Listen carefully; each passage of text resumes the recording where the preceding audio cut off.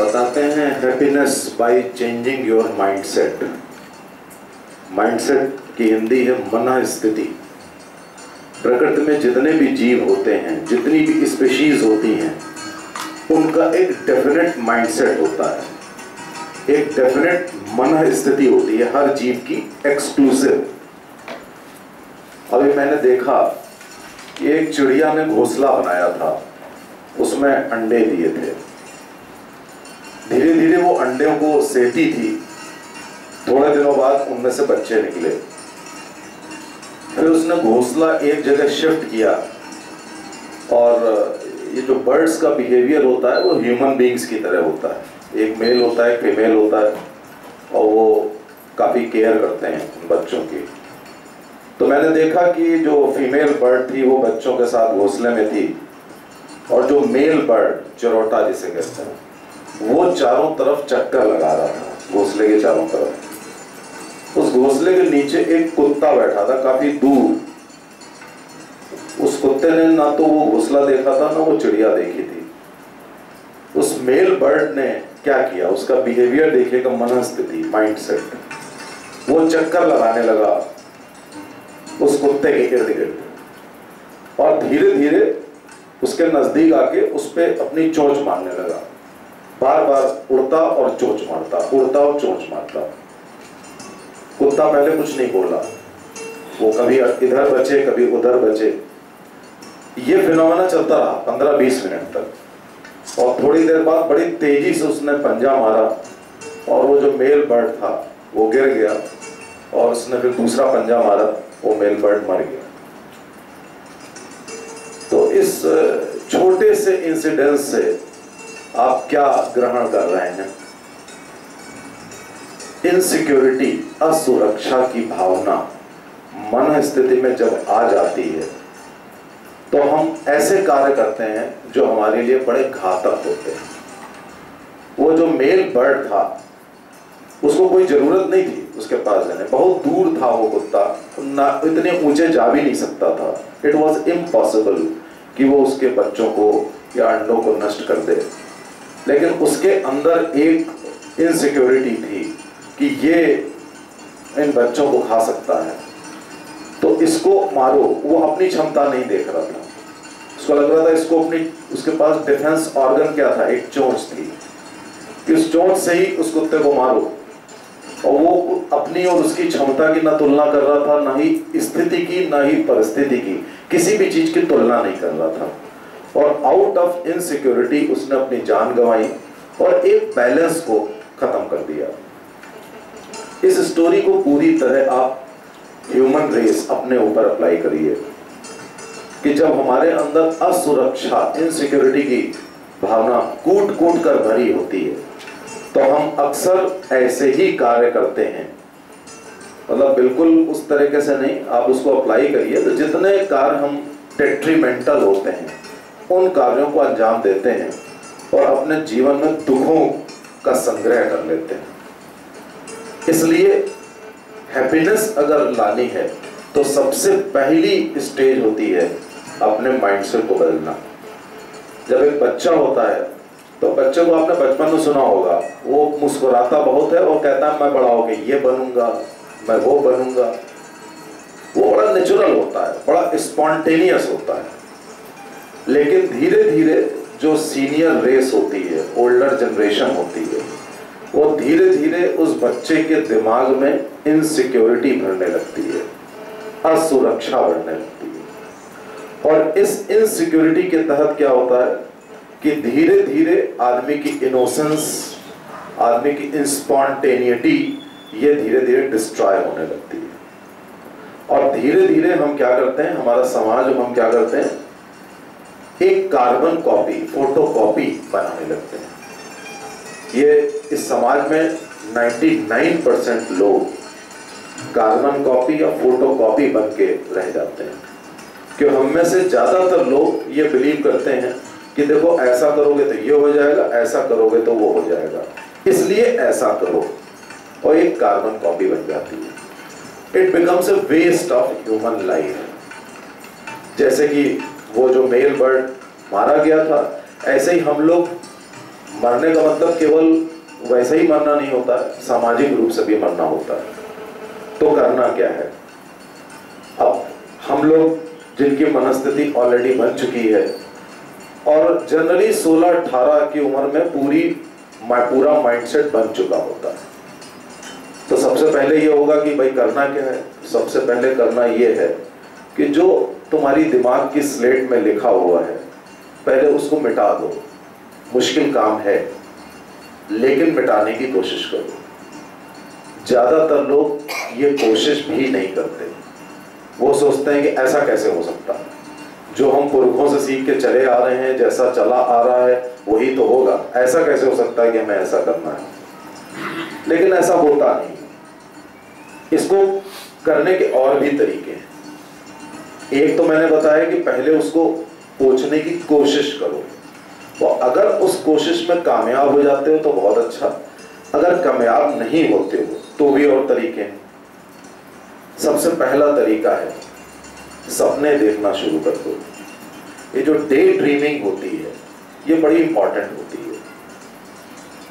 जो लोग साधारण होते हैं वो सपने नहीं देखते। जो लोग असुरक्षित होते हैं, इनसिक्योर होते हैं, वो अपनी पुरानी पीढ़ी से लेकर के वैसे ही काम करने लगते हैं। ना अपना दिमाग लगाते हैं, ना सपने देखते हैं। पहला काम करना है कि सपने देखना शुरू कर दीजिए। जो भी उम्र हो सपने देखना शुरू कर दीजिए। सपने देखने से एक तो थॉट प्रोसेस स्ट्रांग होता है और इमेजिनेटिव प्रोसेस को बूस्ट मिलता है। आपकी कल्पना शक्ति बढ़ती है। जब आप सपने देखते हैं और कहीं आपने गलती से उन सपनों का जिक्र कहीं कर दिया तो सबसे पहला काम होता है लोग आपके सपनों पर हंसने लगते हैं। उस समय घबराने का वक्त नहीं होता है। हालांकि सपने देखने का काम कई लोग करते हैं, लेकिन जैसे ही उन सपनों का जरा सा वो जिक्र करते हैं, समाज उनकी टांग इतनी तेजी से घसीटती है कि वो उसके बाद हिम्मत नहीं करते। वहां पे आ जाती है एक दूसरी बात, वो है आपका बिलीफ सिस्टम। बिलीफ सिस्टम का मतलब है अपने ऊपर विश्वास रखना। एक ऐसा विश्वास रखना कि आई कैन डू इट, मैं ये काम कर सकता हूं। लोग जितना ज्यादा हंसेंगे समझो उतने ही बढ़िया सपने हैं, उतने ही बढ़िया इरादे हैं। उनको हंसने दो, उससे विचलित ना हो। अपने अंदर ये बिलीफ लाना कि मैं कर सकता हूं और बहुत कुछ कर सकता हूं, और मैंने अगर जन्म लिया है तो इस दुनिया को बदलने के लिए लिया है, मैंने स्वयं कुछ करने के लिए ये जन्म लिया है। इस बिलीफ सिस्टम को जैसे ही आप स्ट्रॉन्ग करते हैं तो एक नई चीज अपने आप ओरिजिनेट होती है ब्रेन में। वो होती है फोकसिंग। फोकसिंग का मतलब होता है कि किसी एक चीज पे एक समय पे फोकस कर लेना। अभी हैप्पीनेस गार्जियन ने आपको बताया ध्यान क्रिया। ध्यान क्रिया डेवलप करने का एक तरीका वो है कि बैठ करके ध्यान लगाएं, वो तरीका है। साथ में ये जो बता रहे हैं बिलीफ सिस्टम, जैसे ही बिलीफ सिस्टम आता है तो आपके अंदर इमेजिनेटिव प्रोसेस बढ़ते हुए जैसे ये बात आती है कि आई कैन डू इट, तो आपका दिमाग खोजने लगता है कि कैसे ये कार्य पूरा किया जाए, कैसे हम अपने आप को इस दुनिया में अग्रणी बना लें। तुरंत आपके अंदर एक पावर ऑफ फोकसिंग डेवलप हो जाती है। अब ये पावर ऑफ फोकस जैसे ही डेवलप होती है वैसे ही आपका जीवन आसान होने लगता है। ऐसा नहीं है कि जैसे लोग कहते हैं ना कि जो भी काम करो उसमें खुशी मिले, चाहे कुछ भी करो, ऐसा नहीं है।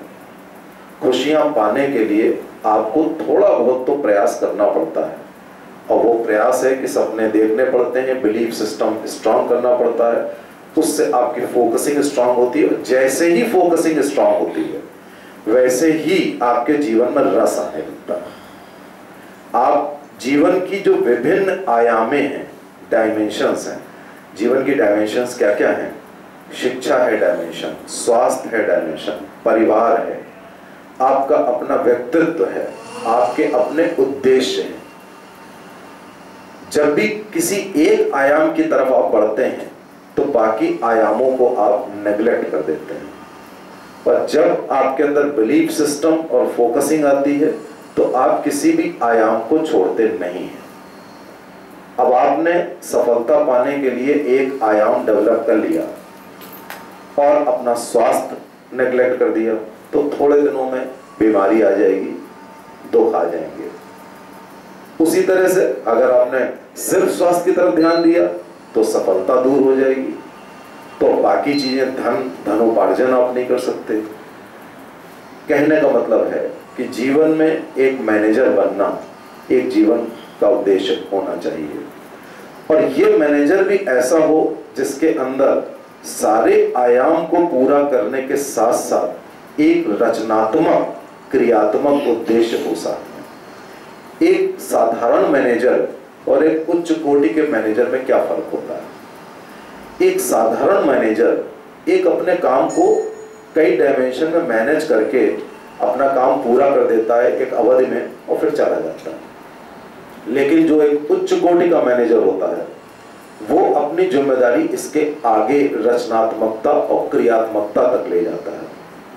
वो फिर मजा लेने लगता है जीवन का, वो उसकी क्रिएटिविटी में उसको मजा आने लगता है। Manager plus creativity, it brings a good human in you. और जैसे ही एक अच्छे मनुष्य का निर्माण होता है आपके अंदर, अपने आप आपके अंदर पूर्णता का एहसास होने लगता है।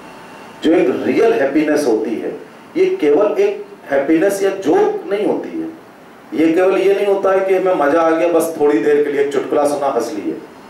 वो एक तरीके की बहुत टेम्परेरी हैप्पीनेस होती है।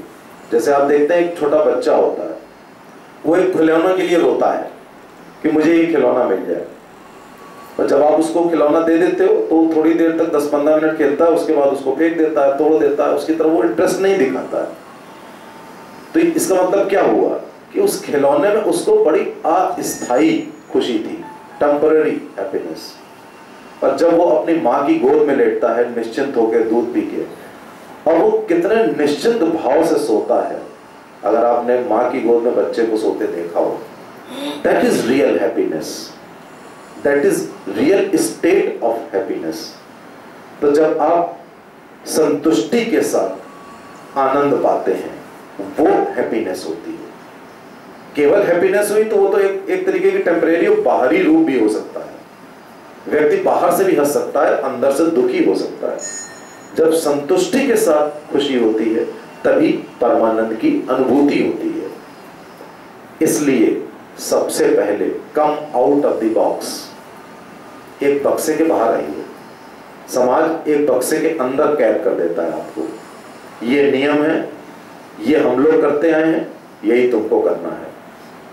तुम इससे ज्यादा नहीं कर सकते, इससे कम नहीं कर सकते। कुछ नियम तोड़ दीजिए।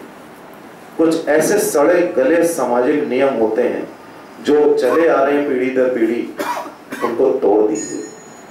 कानून को मत तोड़िए, लेकिन सामाजिक नियम तोड़ कर ही आदमी ट्रेंड सेटर बना है। आज तक जब भी आदमी आगे बढ़ा है, जब भी उसने प्रगति की है, तो he has come out of the box, कुछ ने समाज के कुछ नियम तोड़े हैं। ये बात आप जब कहेंगे, जहां भी बैठ के कहेंगे, लोग आपकी आलोचना करना शुरू कर देंगे। ऐसा कैसे हो सकता है? ये तो चला आ रहा है पीढ़ी दर पीढ़ी। अगर चला आ रहा है और वही आप कर रहे हैं तो अपने दिमाग का आप इस्तेमाल नहीं कर रहे हैं। और ईश्वर ने हर व्यक्ति को एक नया दिमाग दिया है, एक नया विश्लेषण करने की क्षमता दी है। अगर आप वो विश्लेषण नहीं करते, नई विचारधारा नहीं पैदा करते, अपने दिमाग का नया इस्तेमाल नहीं करते, that is a waste of human life. समाज के सड़े गले कुछ नियम तोड़कर जब आप आगे बढ़ेंगे, पहले आपकी टांग खींची जाएगी, फिर आलोचना की जाएगी, फिर हंसी उड़ाई जाएगी। इसके बाद चौथी स्टेज है, वही लोग आपके पीछे आ जाएंगे। जब आप अकेले काम करेंगे तो शुरू में दिक्कतें आएंगी, लेकिन बाद में जब आपके पीछे पूरा कारवां चलने लगेगा तो जो खुशी आपको महसूस होगी उसका अंदाजा लगाना मुश्किल है। हम में से ज्यादातर लोग डर के मारे, असुरक्षा की भावना के कारण, समाज से अलग ना होने की भावना के कारण हम आगे नहीं बढ़ पाते। हम सोचते हैं कि ऐसा कैसे करेंगे, ऐसा करना वर्जित है। एक थॉट ब्लॉक क्रिएट कर दिया गया है। ठीक उसी चिरोटे की तरह जिसने अपनी जान देना गवारा समझा लेकिन अपना दिमाग नहीं लगाया। कृपा करके दिमाग का इस्तेमाल करिए, इतना इस्तेमाल करिए कि एक नई विचारधारा बने, एक नई आइडियोलॉजी बने, एक नई क्रिएटिविटी के साथ जो संतुष्टि मिलेगी, उससे जो आपको खुशी मिलेगी, उसी से परमानंद की अनुभूति होगी। Thank you very much.